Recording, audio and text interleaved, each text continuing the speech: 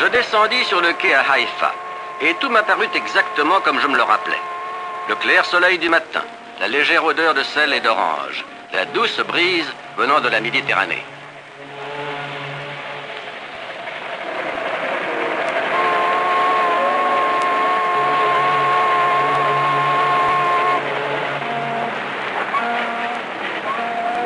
Des milliers de bruits et de visions, ravivant une foule de souvenirs, me rappelant un certain matin d'il y a 3 ans. Et moi, frais émolu de l'université, et désireux de voir le monde avant de me fixer. Commissaire adjoint à bord d'un cargo, parti des États-Unis depuis 3 semaines. Nous fîmes escale à Haïfa, et j'eus exactement un jour de permission, 24 heures à passer en Israël.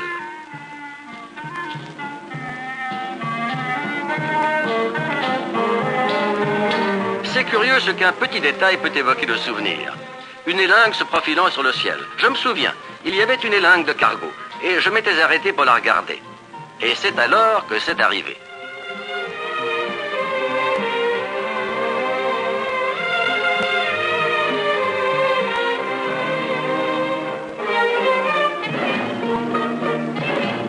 Comme tout me réapparaît clairement, ma soudaine avidité d'avoir quelqu'un qui me parle, qui rit avec moi, qui me guide par les rues d'une ville étrangère.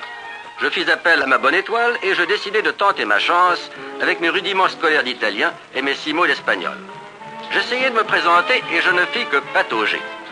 Elle avait l'air de trouver ça plutôt comique, et je crois que ça l'était, car je découvris bientôt qu'elle parlait parfaitement l'anglais. On dit que le rire ouvre la porte à l'amitié. Quoi qu'il en soit, c'est ce qui nous est arrivé. Et nous sommes allés déjeuner ensemble dans un de ces charmants restaurants perchés sur le mont Carmel.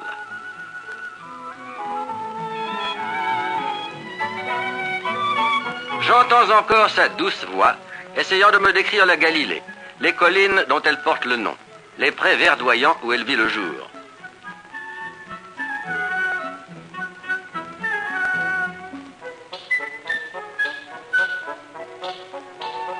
Une jeune fille du nom de Galila, au sourire aussi vif que l'éclair, et à nos pieds, la ville de Haïfa, resplendissante sous le soleil. Comme tout se précise à propos, c'est qu'elle semblait connaître le nom de chaque fleur, l'histoire de chaque pierre.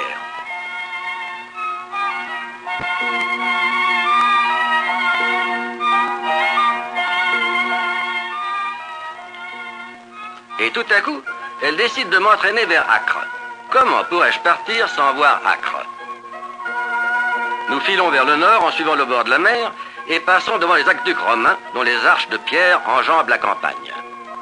Et nous arrivons à Acre.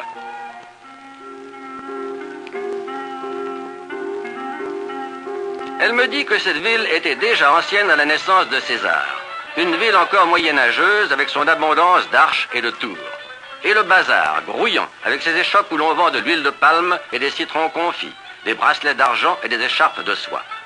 D'élégants minarets dominent les allées tortueuses où jadis déambulait Marco Polo avant de s'embarquer pour Cathay. Et l'étonnante mosquée d'Ahmed, poésie de pierre, construite par un esclave devenu roi et dont la dentelle de marbre exprime en mosaïque les préceptes du Coran.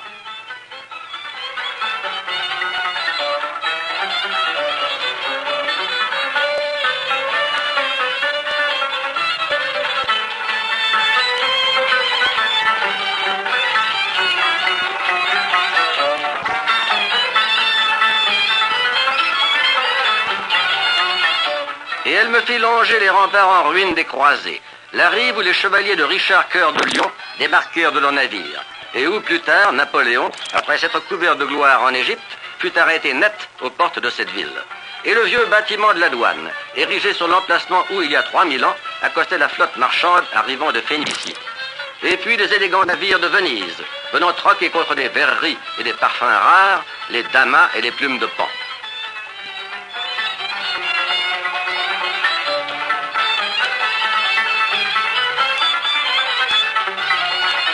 Tandis que nous étions assis à la terrasse du café d'Abou Salem, elle m'apprit à manger le pain arabe appelé pita.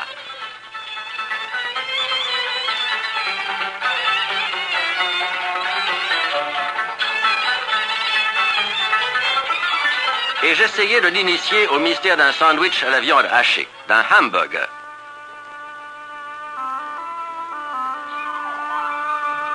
Le souvenir de cette journée le long de la côte méditerranéenne me revient maintenant teinté de soleil et de gaieté. Et la douce brise nocturne soufflant à Haïfa, sur la plage où jadis les marins phéniciens installaient leurs ustensiles de cuisine et furent les premiers à découvrir la fabrication du verre. Et se dressant derrière nous, le mont Carmel, où le prophète Élie défia les prêtres du Baal.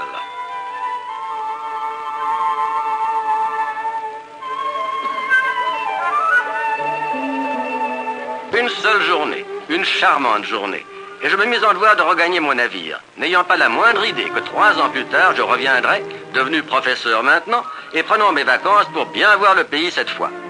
Je prétendais ne pas savoir par où commencer. Jérusalem peut-être, ou bien plus au sud, le Negev, avec ses grands cratères semblables aux montagnes de la Lune et ses anciennes mines de cuivre du roi Salomon. Mais je ne me faisais pas d'illusions. Je savais bien que ce qu'il me fallait voir en premier, c'était la Galilée. Je fis un itinéraire, je me procurai une liste d'hôtels modernes et je fus surpris de constater que mon budget de professeur me permettait de m'offrir les meilleurs.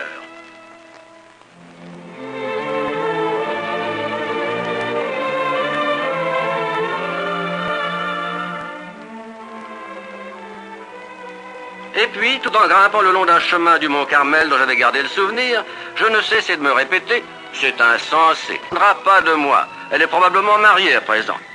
Or, j'appris qu'au cours de ces 3 années, Galila avait déménagé, qu'elle était quelque part en Galilée. La dame ne savait pas au juste à quel endroit. Un de ses cousins le saurait peut-être, elle me donna son adresse, un village plus au nord appelé Kfar Giladi.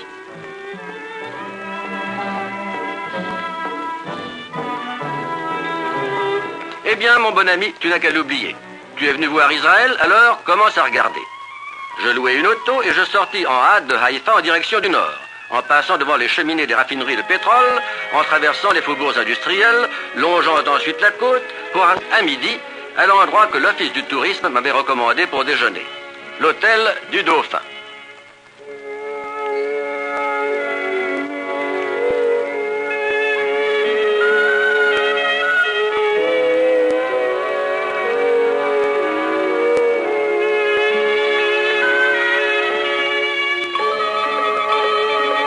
Un hôtel aimable et blanc, qui avait l'air d'avoir été transplanté de la Riviera. Des chambres ensoleillées avec des balcons donnant sur la mer. Et un détail qui ne pouvait être qu'israélien, dans les jardins, on avait rassemblé toutes les espèces d'arbres, de buissons et de fleurs mentionnées dans la Bible.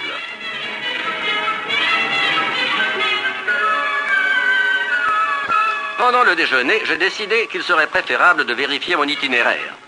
C'est à ce moment, je crois, que j'eus l'impression que la plupart des Israéliens se plaisent à servir de guide. Ils aiment à se pencher sur les cartes et à indiquer les localités qu'il ne vous faut absolument pas négliger, en citant les passages où elles sont mentionnées dans Isaïe ou dans le livre des rois.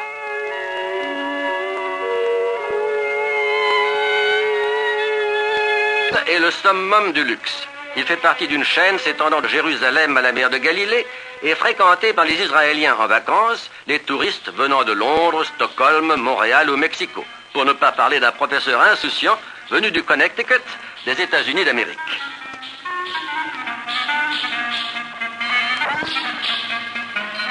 Et de nouveau en route par un lumineux après-midi. L'atmosphère d'avril claire comme le vin. Les vieilles villes arabes penchées sur des collines. Les moutons errant dans les champs comme ils devaient le faire lorsque le roi David chanta ses doux psaumes au Seigneur.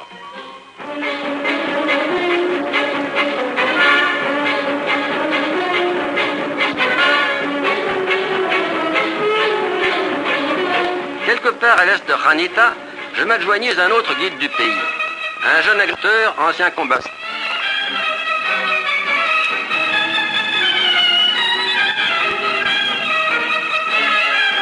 Chemin faisant, il me montra l'endroit où son unité avait combattu. Nebi Yusha, l'ancien poste de police qui avait été transformé en forteresse ennemie. L'endroit où une poignée de volontaires, des gosses vraiment, dont l'aîné n'avait pas plus de 19 ans, avaient traversé ces champs en rang pour placer de la dynamite sous les murs. Nebi Yusha, où une vingtaine de jeunes Israéliens avaient fait le sacrifice de vie, laissant dans la terre l'empreinte de leur honneur. Et s'étendant à nos pieds, le fleuve Jourdain, qui se déverse dans les eaux chatoyantes du lac Oulé. Grâce à un travail herculéen, ces rives de terre marécageuses ont été asséchées et transformées en champs de maïs et d'orge.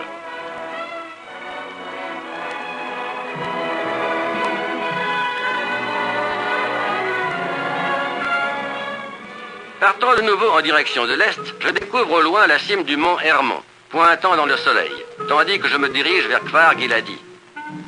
En entendant ce nom, je sentis vibrer en moi la corde du souvenir et renaître l'espoir de retrouver Galila.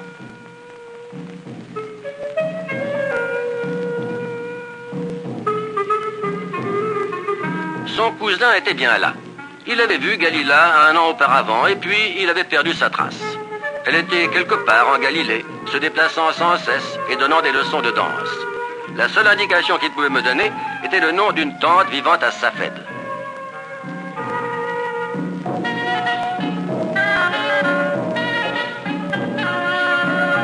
Et je commençais à penser que je courais après la lune, tout en me dirigeant vers le sud, à travers des collines plantées d'oliviers sur la route de Safed. Safed, la ville d'argent. Mon nouveau guide indigène, un sculpteur qui passait, me dit que c'était ici, au IIe siècle, que le rabbin Simon ben Rohaï écrivait son livre de splendeur contenant les mystères de la Kabbale.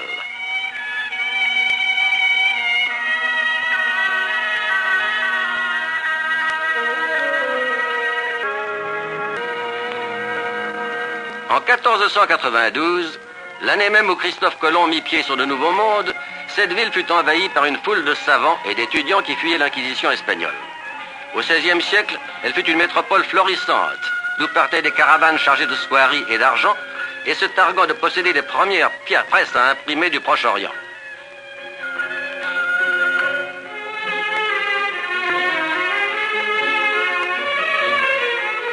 Mon guide m'indiqua le lieu où je pouvais trouver la tante de Galila, et je me mis en route, tout en essayant de me préparer à une nouvelle déception.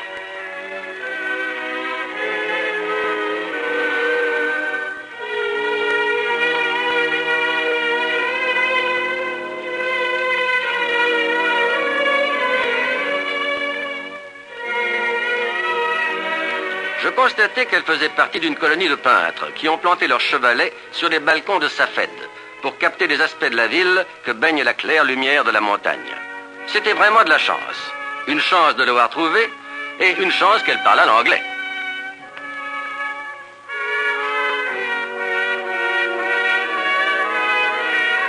Galila, bien sûr, elle habite à Tibériade, sur la mer de Galilée. C'était aussi simple que ça. Mais soudain, je me mis à réfléchir. Un peu de calme, voyons. Il y a des chances pour que la jeune fille ne se souvienne même plus de toi. Ne poursuis pas de chimère, mon petit. Ne t'emballe pas. Rappelle-toi le but de ton voyage. Voir le pays.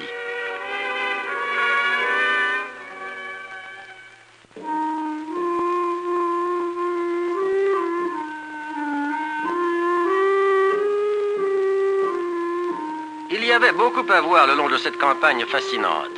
Les pentes verdoyantes qui semblaient un passage tiré de la Bible. Car l'Éternel, ton Dieu, va te faire entrer dans un bon pays, pays de vallées et de montagnes, pays de froment, d'orges, de vignes, de figuiers et de grenadiers, pays d'oliviers et de miel, pays où tu mangeras du pain avec abondance. Tout ce merveilleux amalgame de citoyens d'Israël, les indigènes et les immigrants venus de 69 pays, labourant la terre,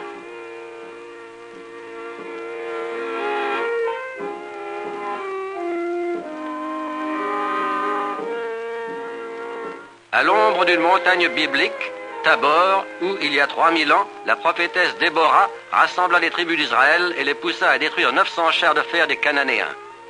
Son cri de victoire est inscrit dans le livre des juges. Roi, écoutez. Prince, prêtez l'oreille. Je chanterai, oui, je chanterai à l'Éternel. Une basilique franciscaine se dresse maintenant là où Jésus apparut transfiguré à ses disciples Pierre, Jacques et Jean. Le lieu saint, entouré des ruines d'une charmante église du IVe siècle et encadré par le versant du mont Gilboa de l'autre côté de la vallée.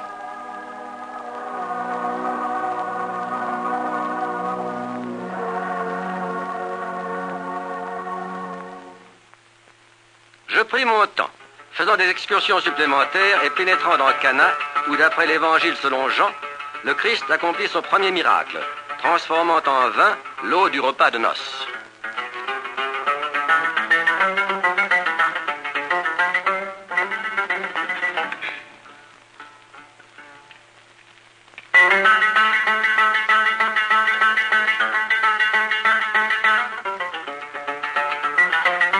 Un carrefour arabe bien tranquille. Une des voies d'accès à la célèbre ville se trouvant au-delà, Nazareth. La ville où l'enfant Jésus jouait jadis dans les rues étroites, où le jeune homme Jésus travaillait comme charpentier, où le meilleur guide est la Bible. Et il vint demeurer dans une ville appelée Nazareth, afin que s'accomplisse ce qui avait été annoncé par les prophètes. Il sera appelé Nazaréen. Une ville d'Arabes chrétiens à présent, avec plus de 25 églises, monastères et couvents, y compris Saint-Joseph, bâti au-dessus de la grotte où vécut la Sainte Famille à son retour d'Égypte.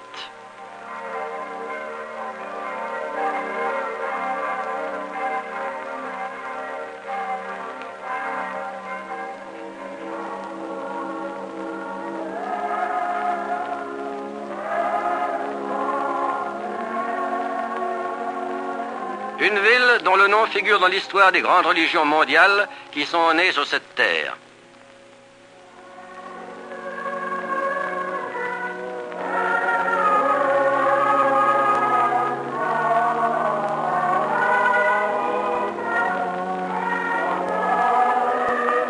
Mais par-dessus tout, Nazareth reste la ville de Jésus, avec sa célèbre église de l'Annonciation, avec ses citoyens qui sont encore chercher l'eau à la source, appelée en l'honneur de celle qui venait chaque jour pour y remplir sa cruche, la fontaine de la Vierge Marie.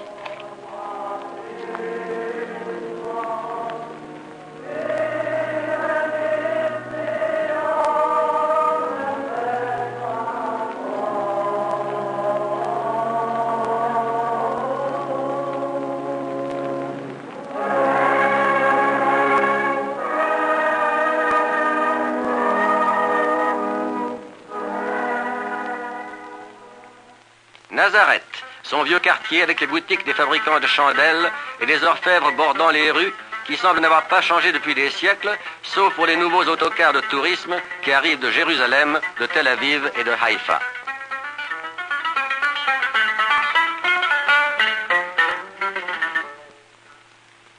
Je me souviens, le jour suivant, je partis vers l'est, dans les montagnes, et je vis se profiler sur le ciel les cornes légendaires de Hittin. Si paisible maintenant. Et cependant, il y a 800 ans, ces champs fleuris résonnaient du son des trompettes de deux armées fantastiques qui avaient engagé le combat. 10 000 croisés furent décimés par les sabres des Sarrasins.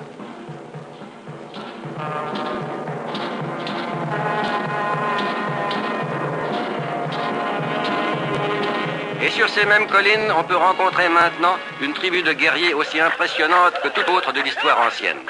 Les Druzes, qui combattirent côte à côte avec les bataillons juifs dans la guerre de libération d'Israël. Il y a 1000 ans, ils se dissocièrent de l'islam et fondèrent leur propre secte, se réclamant descendants du prophète Jéthro, le beau-père de Moïse.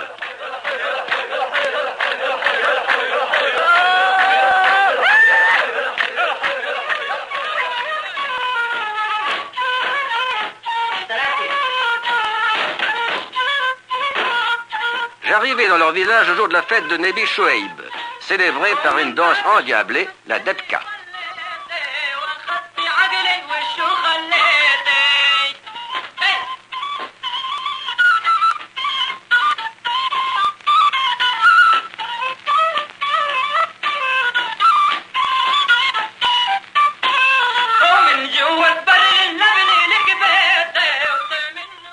Je crois que je n'oublierai jamais la première fois que je vis la mer de Galilée, gisant là comme un fragment tombé du ciel, au-delà de Tibériade.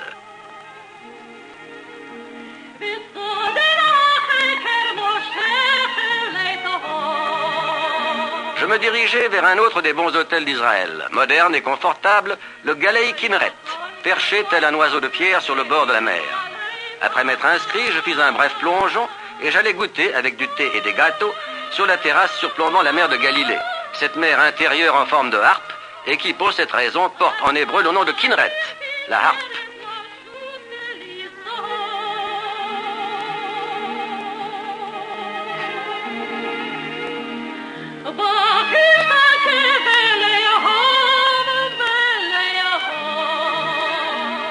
En étant assis là, je pus comprendre cet ancien dicton. Jéhovah a créé les 7 mers, mais il a fait Kinneret pour son bon plaisir. Vers le soir, je me mis à la recherche de Galila, dans cette ville de pêcheurs qui fut jadis une forteresse des légions romaines, et qui est la dernière demeure du rabbin Akiba et du grand médecin Maïmonides.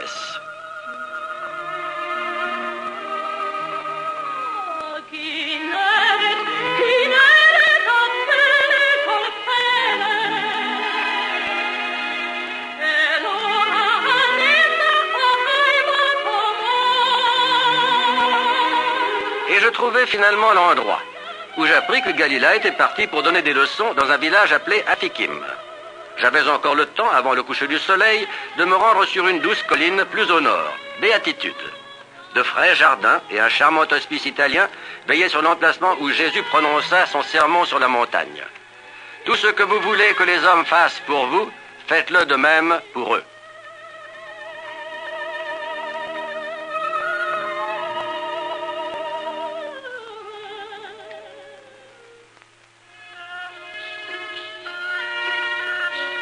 Le lendemain matin, de très bonne heure, je me mis en route en direction du sud le long du Jourdain, vers le village d'Afikim.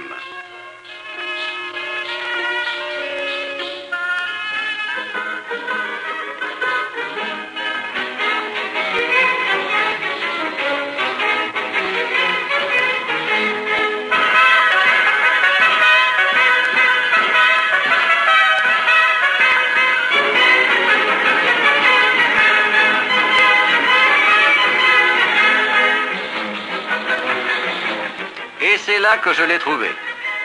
Cela semblait si étrange de la revoir, et cependant, ce n'était pas étrange du tout.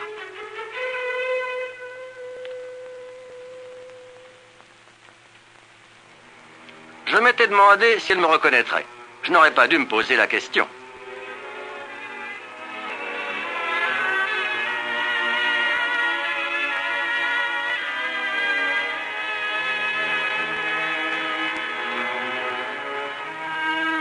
Après son cours, nous partîmes ensemble, sans savoir où nous allions, sans nous en soucier.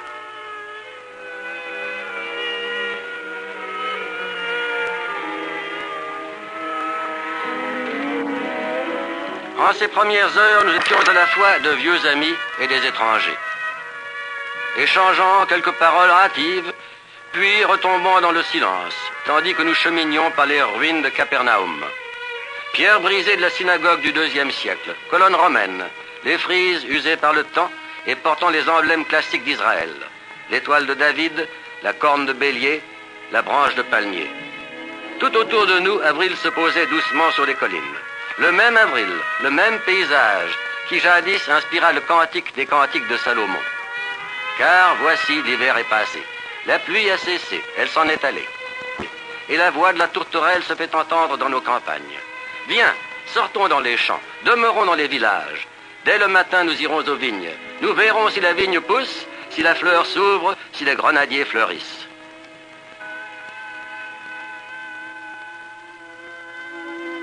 Et tout au long des heures de l'après-midi, nous commençâmes lentement à nous retrouver à travers le brouillard des années passées, faisant des projets pour les années à venir.